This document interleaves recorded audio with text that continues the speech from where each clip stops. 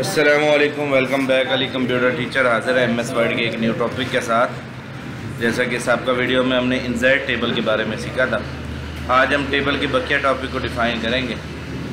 बकिया topic में हमारा बारी है आज ड्रा टेबल, पेंसिल की मदद से खुद ड्रा करना।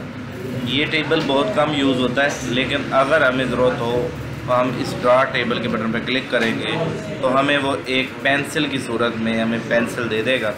अब हम अपनी मर्ज़ी से टेबल ड्रा कर सकते हैं। ये मैंने ड्रा किया। अब मुझे इस साइड पे एक रो कॉलम चाहिए, तो ये मैंने इस साइड पे एक कॉलम ले लिया। और मुझे एक ऊपर की तरफ रो चाहिए, ये मैंने ले ली। एक मुझे इस तरफ से रो चाहिए, तो ये ले ली।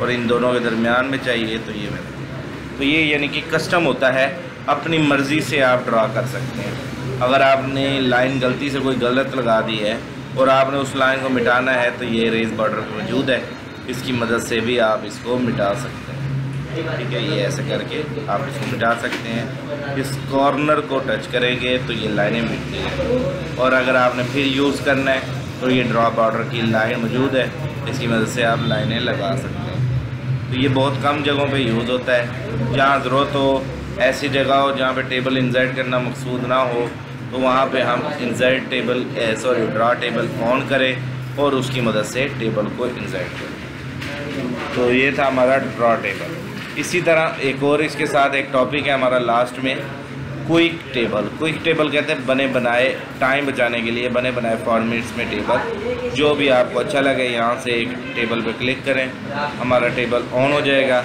इसके अंदर टॉपिक लिखे हुए हैं, नाम लिखे हुए हैं। आपने जो तब्दीली करनी हो तब्दीली भी कर सकते हैं, यहाँ पे नाम भी चेंज कर सकते हैं। तो ये बने बनाए क्विक टेबल कहलाते हैं। इसको भी आप अगर मूव करना चाहें तो इधर उधर मूव भी कर सकते हैं।